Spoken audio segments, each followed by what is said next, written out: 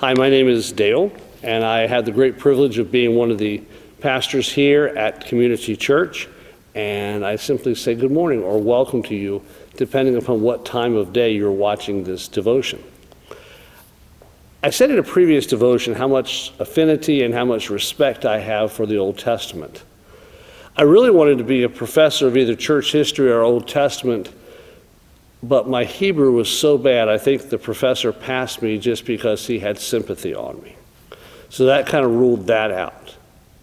And one of my very favorite characters in the Old Testament is Moses. Moses is called to do a great work. He is called to go to Pharaoh and to speak to Pharaoh so that Pharaoh will let God's people go. Now Moses was, as you remember, born an Israelite when they were enslaved in Egypt. He was a person taken into Pharaoh's court by Pharaoh's daughter who rescued him from the Nile. He was a person who was caught between two great cultures in the ancient world. And he killed an Egyptian who was beating an Israelite, and he was forced to flee into the desert because, he was not wanted by either culture at that point. So God speaks to him in the burning bush and speaks to him as he's in the wilderness tending sheep, and he tells him to go to Pharaoh, and like a lot of us, Moses makes excuses. I don't know what kind of excuses you make. I know my own, but Moses says, I don't talk very well. And Moses says, there are magicians in the courts of Pharaoh who can do wonderful things. How will they know that you have sent me? And so God says, what do you have in your hand? That's our question for the day. Questions that God asks. What do you have in your hand? Sometimes the tasks that we're given seem big and huge and enormous. There's no way but for God that we could do them, and that maybe that's the key of the whole thing, that God is there, that God shows up, that but for God. And Moses rightly says a staff, because you remember he was a shepherd. So God says, throw the staff down. And the staff becomes a snake. And now God says, pick it up by the tail. Now, I have never met a snake I liked. In fact, if I see a snake, I'll call you and you can come rescue me. But Moses is braver than I, and he picks the snake up by the tail, and immediately it turns back into a staff. What's the message that goes with the question, what do you have in your hand? I think sometimes we say, I would do something big for God if only, or I would serve God if only, or I would do this great thing if only, I would end world hunger if only I had a staff in my hand.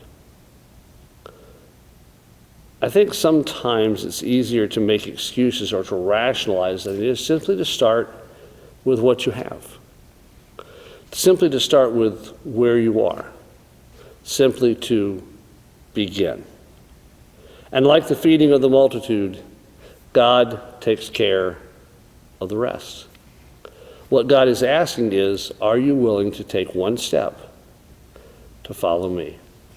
Are you willing to put one foot in front of the other and to see where it leads?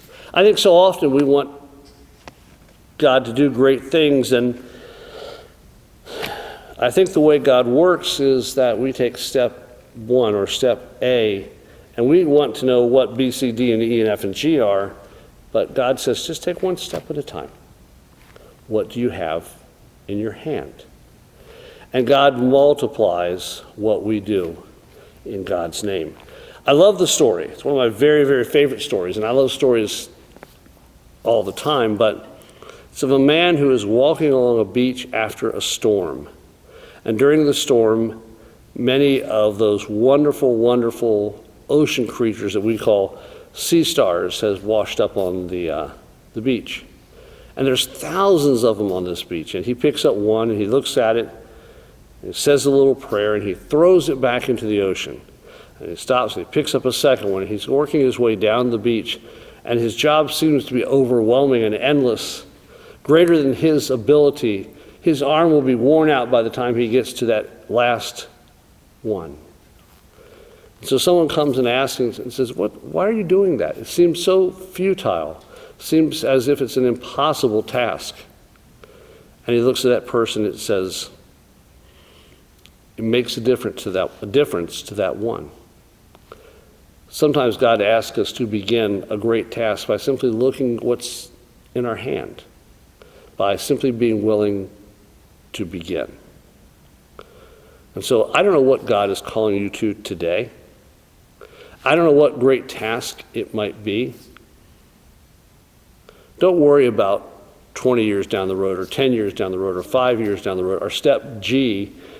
Take step A. What do you have in your hand? And see where God leads you. Amen.